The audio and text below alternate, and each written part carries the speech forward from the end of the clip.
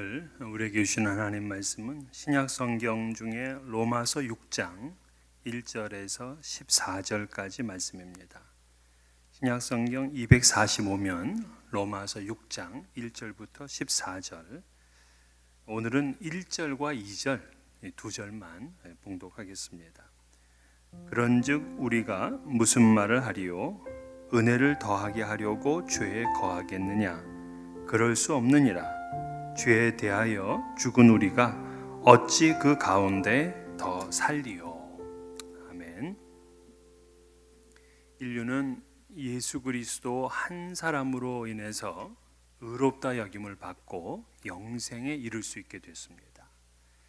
예수를 믿지 않게 되면 그에게는 죄가 왕노릇해서 그를 사망의 세계로 끌고 갑니다. 그러나 믿는 자는 은혜가 왕노릇해서 영생의 세계에 이르게 합니다. 그러니까 죄의 법칙이 믿음 안에서 무력하게 되는 거죠. 우리는 은혜의 법칙 안에서 자유함을 얻게 됐습니다. 근데 문제는 우리가 이렇게 은혜를 받으면서 살고 있는데도 여전히 죄와 더불어 살고 있다는 거예요. 예수께서 오시고 우리가 그 예수를 믿으면 죄가 완전히 박멸되고 우리는 그냥 매일매일의 삶에서 전혀 죄를 짓지 않는 그런 삶을 살아야 되는데, 우리가 그렇게 답답해 여겼던 로마서 1장부터 3장까지 그 죄를 여전히 짓고 있고, 심지어는 나이가 들어갈수록 그 죄의 심각성이 더하다는 거예요. 도대체 이 믿는 자와 이 죄는 어떤 관계가 있을까요?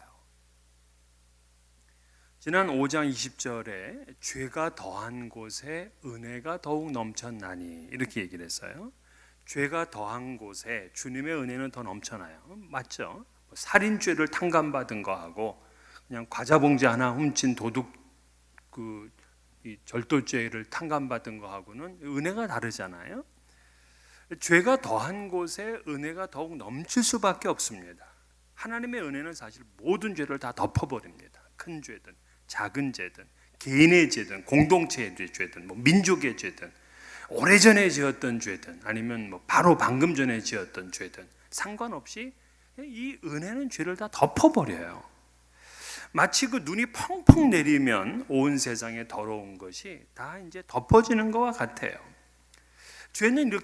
은혜는 이렇게 죄를 덮어버리는데, 우리가 자칫 잘못 생각을 하게 되면 죄가 더한 곳에 은혜가 더욱 넘쳤다고 하니까 은혜를 받기 위해서는, 더 많이 받기 위해서는 죄를 실컷 지어보자, 할렐루야, 그러면서 더 깊이 타락하는 것, 이게 될까요? 실제로 고린도 교회에서는 이런 방종의 모습이 나타났습니다. 여러분들 가운데서도 혹시 하나님께서 다 죄를 사해 주실 텐데 하는 그 믿음으로 죄를 짓는 분들이 계십니까? 바울 사도는 오늘 2절에서 그럴 수 없느니라 하고 단호하게 말해요. 말도 안 되는 생각입니다. 2절에서 죄에 대하여 죽은 우리가 어찌 그 가운데 더 살리요? 자, 지금 물에 빠져서 죽게 된 사람을 건져냈더니 다시금 물속에 뛰어들어간다. 이거 이해가 안 되잖아요.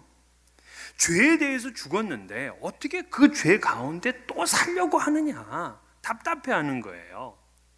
이것이 은혜를 받고 칭의를 얻은 자에게 주는 바울의 도전입니다. 은혜를 입은 자가 다시 죄악에 빠져서는 안 됩니다. 자, 믿는 자는 예수 그리스도의 십자가로 인해서 죄의 형벌인 사망으로부터는 면제가 됐어요. 그러나 죄라는 존재 자체가 완전히 사라진 것이 아닙니다. 우리가 온몸을 목욕할 필요는 없지만은 발은 씻어야 될 날마다의 죄가 있는 거예요.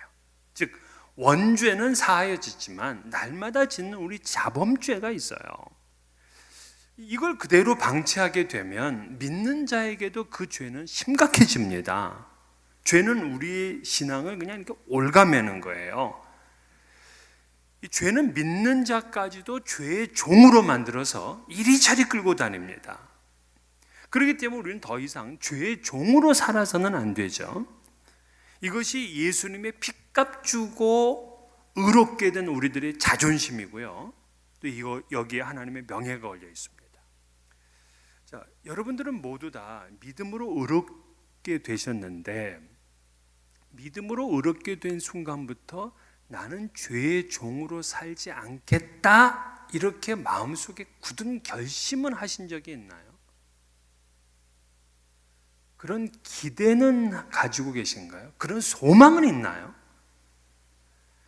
여러분, 부부가 같이 살아도요, 내가 내 배우자에게 많은 사랑을 주리라, 매일 사랑을 주리라 이렇게 결단하고 사는 거하고 그냥 아무 생각 없이 사는 거하고는 달라요.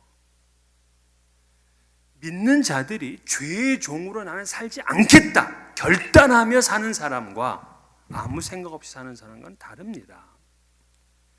자, 그러면 우리 신앙인들은 죄의 종으로 살지 않겠다 이렇게 마음에 결단하며 사는데 그렇게 살 수 있는 비결이 오늘 본문에 뭔지를 가르쳐주고 있어요. 첫 번째는 죄에 대하여 내가 죽었다는 것을 알라 이렇게 말하고 있어요. 그러니까 이게 첫 번째 죄의 종으로 살지 않는 비결이야.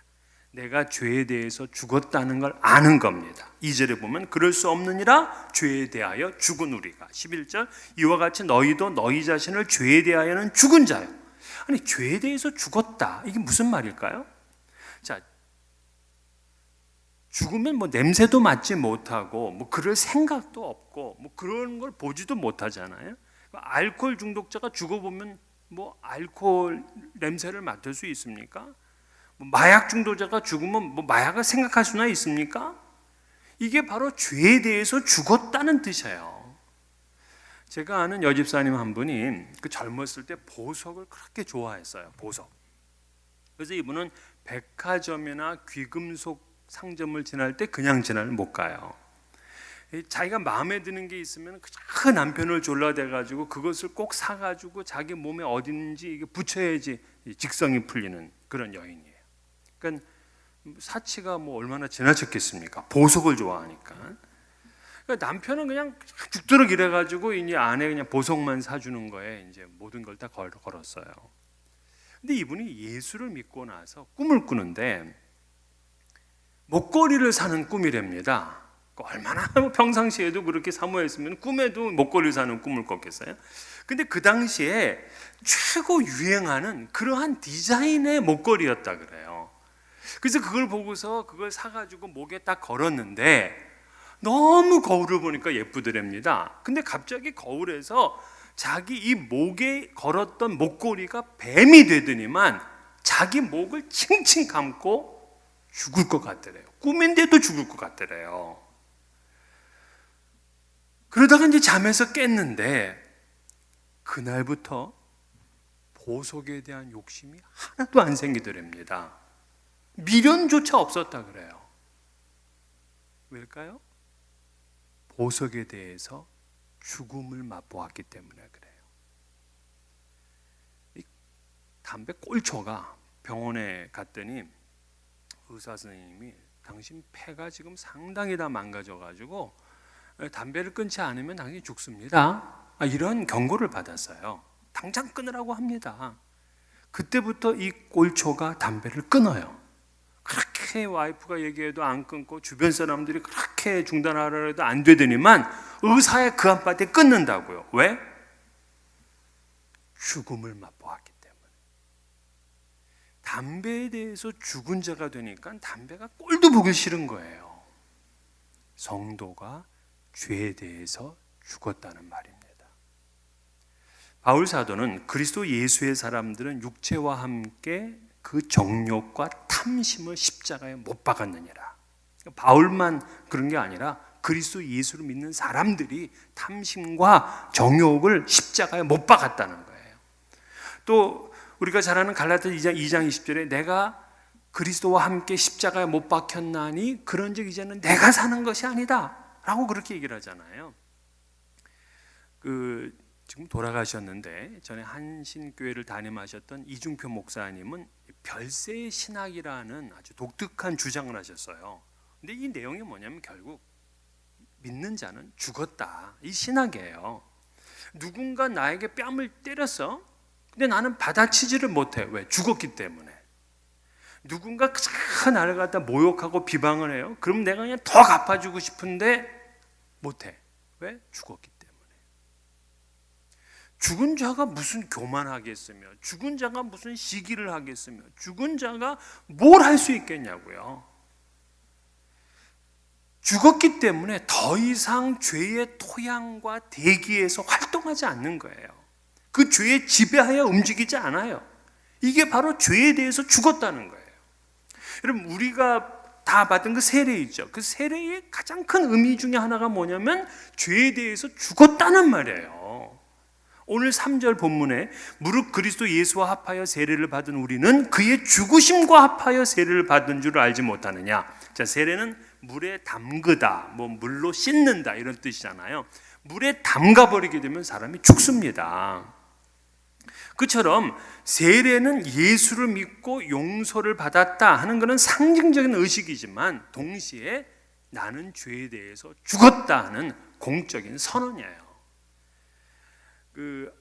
대한민국의 초창기 그 교회 지도자 가운데 김익두 목사님이 계시죠. 이분은 원래 깡패였어요. 아주 지독한 깡패입니다. 근데 이분이 예수를 믿고 자기 장인에게 자기가 죽었다는 부고장을 써 보냈어요. 나는 죽고 이제 그리스도가 살았습니다 하는 그러한 선언인 거죠. 여러분, 예수를 믿으면 이 정도 각오가 있어야 돼요. 나는 죽고 이제 내 안에 예수가 삽니다. 그럼에도 불구하고 죄를 지을 수밖에 없는 우리를 보면서 안타까워하고 괴로워하고 그래서 회개하고 용서받는 것, 이것이 바로 기독교의 신앙이에요. 죄에 대해서 죽었다 하는 걸 오늘 본문에서는 아예 장사 지냈다 이렇게 표현을 했어요. 장사 지냈던 건 죽어서 땅속에 묻혔다는 얘기잖아요.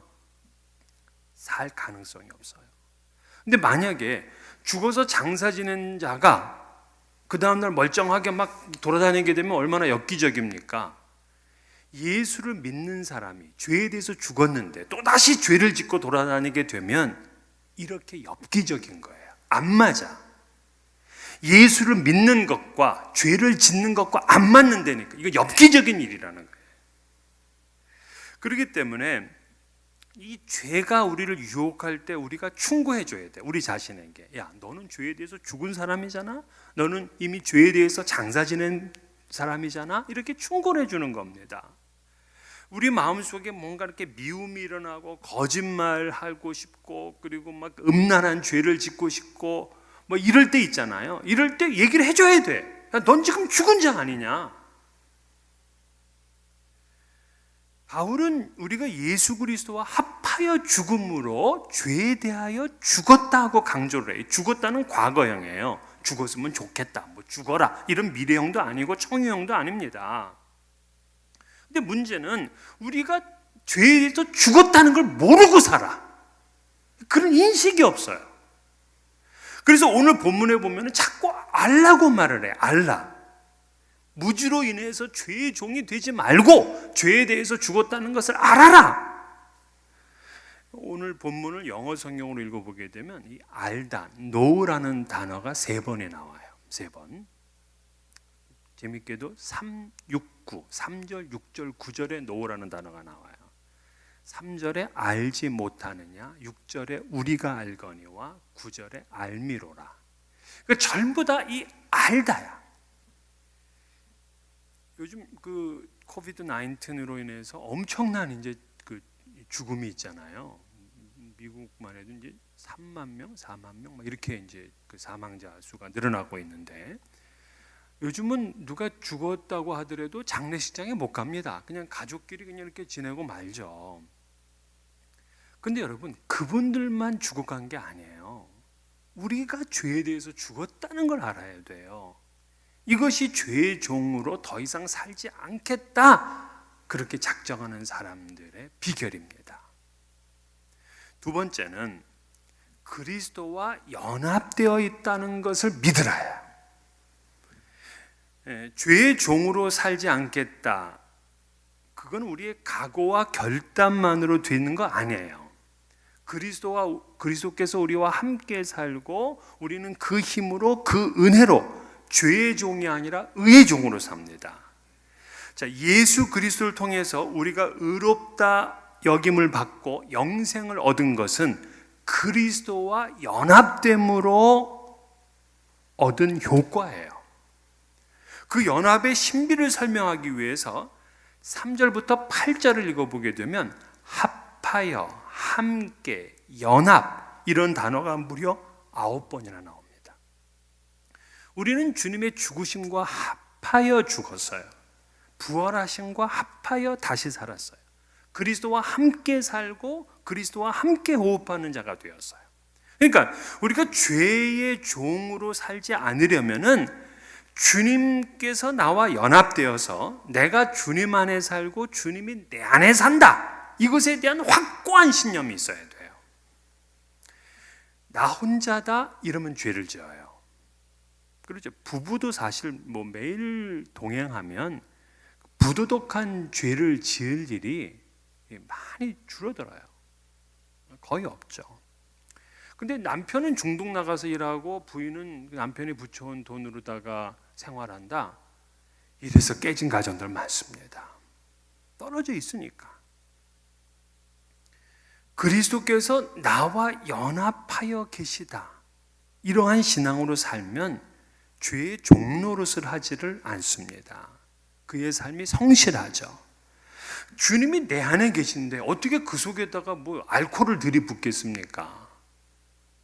주님이 내 안에 계신데 어떻게 거기다가 약물을 넣냐고요. 어느 안전이라고 욕을 하고 어느 안전이라고 원망을 하고 거짓말을 할 수가 있습니까? 주님이 내 속에 계시는데 그럴 수가 없잖아요. 사람이 죄의 종이 되는 순간은 그가 그리스도께서 자기와 연합되어 있다는 사실을 잊었기 때문에 그래요. 다윗이 그랬습니다. 밧세바를 보면서 순간 하나님이 지금 나와 함께하고 있다는 사실을 잃어버렸어요. 덜컥 죄를 짓고 만 겁니다. 히브리서 13장 5절에 내가 결코 너희를 버리지 아니하고 너희를 떠나지 아니하리라 하셨어요. 우리 주님은 우리와 늘 함께 하세요. 버리지도 않고 떠나지도 않으세요. 오늘 보면 8절에서도 만일 우리가 그리스도와 함께 죽었으면 또한 그와 함께 살 줄을 믿노니, 이 믿노니라는 말이 피스티오맨이라는 이런 헬라어인데요. 이 피스티오맨은 뭐냐면 확고한 신념, 그래서 전폭적으로 맡김, 이런 뜻이에요. 우리는 그리스도와 함께 죽고 함께 삽니다. 함께 식사를 하고 함께 일을 하고요. 함께 운전을 하고 함께 영화를 봅니다. 함께 우리는 인터넷을 봐요. 그러니까 그리스도인들이 불가능한 건 뭐냐면 혼자 뭘 하는 거, 이거 불가능해요. 예수 그리스도를 믿는 순간 홀로 있을 수가 없는 존재가 됐습니다. 4절에 보면 그리스도께서 우리와 연합한 이유가 나오는데, 그러므로 우리가 그의 죽으심과 합하여 세례를 받음으로 그와 함께 장사되었나니 이는 아버지의 영광으로 말미암아 그리스도를 죽은 자 가운데서 살리신과 같이 우리로 또한 새 생명 가운데서 행하게 하려 함이라. 자, 그리스도와 함께 연합된 자, 이 사람은 새로운 생명으로 산다 그랬어요. 그러니까 신앙인이 죄에 대해서 죽었다, 그것만이 아니라 새 생명 가운데서 사는 자예요. 여기에 그리스도인의 소극성과 적극성이 나와요. 자, 뭐에 대해서는 그리스도인은 소극적이냐? 죄에 대해서는 소극적이야. 죄에 대해서 무능해. 죄에 대해서 무감각해. 그러나 생명과 하나님의 의로운 사업에 대해서는 활동적이야, 적극적이야, 역동적이에요. 그러니까 죄에 대해서 죽는 단계만 있고 의에 대해서 사는 단계가 없다면 이 사람은 마치 광야에 있는 것과 같아요. 제 광야가 어디냐면 애굽에서 나왔지만 아직 하나님의 약속한 땅에 들어가지 못하는 거죠. 그러니까 이 광야는 멸망받을 수도 있고 구원받을 수도 있어요. 이 중간지대예요. 11절에 보면 이와 같이 너희도 너희 자신을 죄에 대하여는 죽은 자요 그리스도 예수 안에서 하나님께 대하여는 살아있는 자로 여길지어다. 요 여길지어다 요거를 NIV 성경에 보니까 count라고 되어 있어요. count는 계산하다, 뭐 세다 이런 얘기잖아요. 그러니까 너희 자신을 죄에 대해서는 죽은 자로 계산하고 예수 안에서 하나님에 대하여는 살아있는 자로 계산해라 이런 얘기잖아요. 어떤 분이 그 병원에 갔더니 말기암이라는 진단을 받았어요. 아니 모든 걸 다 그냥 잃어버리는 것 같아 너무나 허무합니다. 이제 자기가 사랑하는 그 가족을 볼 수 있는 날도 얼마 안 남았어요. 그리고 자기가 지난 세월을 돌이켜 보니까 너무 얄밉게 살아서 이기적으로만 살았어요. 베풀면서 살지를 못했어요. 그냥 모아두고 싸우려고만 하고 살았어. 후회스럽습니다. 그래서 그날 이제 가족들을 모아놓고 이제 내가 이제 시한부 판정을 받았다는 걸 가족들에게 얘기를 한 거예요. 그랬더니 가족들이 막 울면서 아빠 이게 무슨 말이냐? 우리 다른 병원에도 한번 가보자. 그래서 다른 병원에 갔더니 그 병원에서는 오진이래 오진. 아무 일도 안 일어난 거예요. 그렇지만 그는 그때부터 다른 삶을 삽니다. 이제는 싸우려고만 했던 지난 삶을 되풀이하지 않아. 이제는 좀 베풀고 나누고자 하는 삶을 삽니다. 왜냐? 이기심에 대해서는 죽은 자로 계산하고 선행에 대해서는 산 자로 계산했기 때문에 그래요. 여러분도 한번 계산해 보세요. 여러분은 죄에 대해서 죽은 자고 하나님에 대해서는 산 자로 계산하게 되면 이제 오늘부터 이 시간부터 여러분은 무슨 행동을 하며 살겠습니까? 어떤 삶을 살겠습니까? 죄의 종으로 살지 않는 비결 두 번째예요. 나는 그리스도와 연합되어 살고 또 그걸 믿는 겁니다. 마지막 세 번째로 죄의 종으로 살지 않은 비결은 뭐냐면 우리 지체를 의의 무기로 하나님께 드리는 거예요. 의의 무기는 영어 성경에는 instrument of righteousness예요. 그러니까 의의 도구죠. 의의 도구. 우리는 의의 도구로 하나님께 쓰일 때 죄의 종에서 자유하게 돼요. 여기서 이제 몸을 굉장히 중요하게 생각하는데 여러분 우리 몸은 되게 중립적이에요. 중립적. 몸이 선한 것도 아니고 악한 것도 아니에요. 그러니까 이 몸은 죄의 도구로 쓰일 수도 있고 의의 도구로 쓰일 수도 있어요. 강도도 몸으로 하고요. 선행도 몸으로 합니다. 몸으로 다 해요. 그러니까 이 몸이 선한 곳에 자꾸 있어야 돼. 하나님을 예배하고 하나님의 말씀을 묵상하고 선한 생각을 하는 그 사람들이 있는 곳에 있으면 이 사람은 죄의 종로로 타게 되는 것이 상당히 줄어들어요. 그런데 문제는 우리가 있어야 될 곳에는 자주 빠지고 없어야 될 곳에 그냥 가 있는단 말이에요. 우리 이 몸을 마귀가 다시금 쥐어잡지 못하게 해야 됩니다. 우리가 영성훈련, 영성훈련만 많이 하죠. 영성훈련이 뭐를 훈련하는 거예요? 우리가 큐티 학교에서도 늘 가르치는 말이지만은 영성훈련은 다른 말로 하면 몸을 훈련하는 훈련이에요. 몸의 훈련이야. 몸을 절제하는 훈련, 그게 영성훈련인 거예요. 우리의 육체가 죄에 빠질 어떠한 기회도 주지 말아야 돼요. 요즘 문제 이 신종 코로나 바이러스 무섭죠. 이 바이러스가 다시 변종을 일으키고 이렇게 되면서 백신을 지금 연구하는 게 그렇게 어렵습니다. 앞으로 1년 뒤에 발명될지 몇 개월 되면 몰라요. 그런데 이 죄가 바이러스 같아요. 한번 우리 몸에 안착해서 자라나면 온몸에 퍼집니다. 그래서 그 한 번의 죄가 사람을 망치는 거예요. 알코올 중독자도 한 잔의 술로 시작을 하잖아요. 우리 몸은 죄의 도구가 아니라 하나님의 나라를 이루는 도구로 쓰여져야 됩니다. 그래서 아침마다 새벽마다 일어나서 하나님 앞에 먼저 구할 것이 하나님 오늘도 이 몸을 하나님의 도구로 사용되게 해주세요 하고 하나님께 맡기는 그런 기도가 있어야 되죠. 그 캘리포니아의 그 세들백 교회의 담임이신 릭 워렌 목사님, 이분은 하나님께서 예수 믿은 자를 왜 천국에 바로 데려가지 않으시고 이 땅에 두게 하였느냐 하는 이유를 이렇게 재밌게 얘기를 했어요. 천국에서 할 수 없는 일을 하라고 이 땅에 두었다는 거예요. 천국에서 할 수 없는 일이 뭐냐? 그분은 두 가지라는. 첫째는 죄 짓는 걸 천국에서 못해. 두 번째는 복음 전하는 걸 천국에서 못해요. 그러니까 천국에서 못하는 일은 죄 짓는 거하고 복음 전하는 거예요. 여러분들은 이 땅에서 뭐 하고 살겠냐? 이렇게 물어요. 하루하루를 살아가면서 죄 짓는 일에 우리들의 몸을 드리겠습니까? 복음을 전하는 도구로 몸을 드리겠습니까? 오늘 본문 결론은 13, 14절에서 이렇게 얘기를 해요. 또한 너희 지체를 불의의 무기로 죄에게 내주지 말고 오직 너희 자신을 죽은 자 가운데서 다시 살아난 자 같이 하나님께 드리며 너희 지체를 의의 무기로 하나님께 드리라. 죄가 너희를 주장하지 못하리니 이는 너희가 법 아래 있지 아니하고 은혜 아래 있습니다. 여러분은 죄의 법 아래 있지 아니하고 은혜 아래 있음을 확신하십시오. 죄의 종으로 끌려다니지 말고 우리 몸을 의의 무기로 하나님께 드리라, 이런 뜻이에요.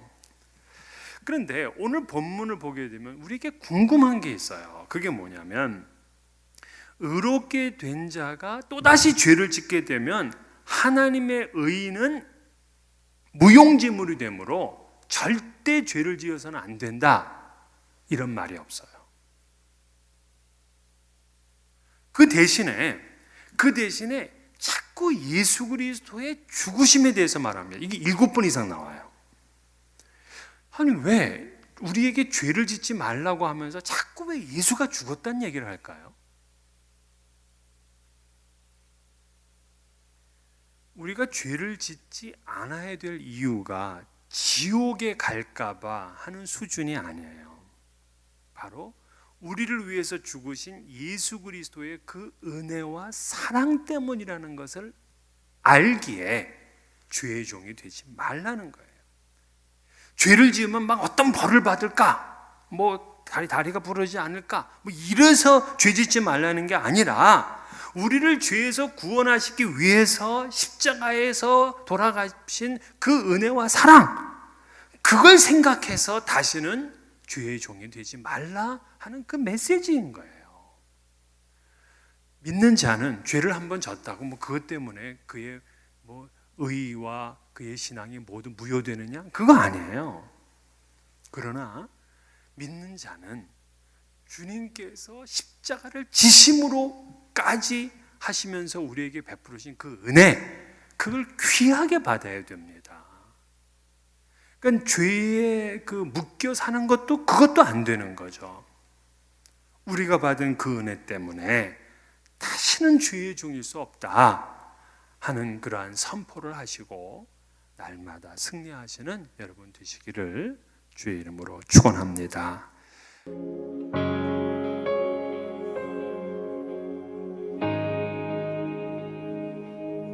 나의 눈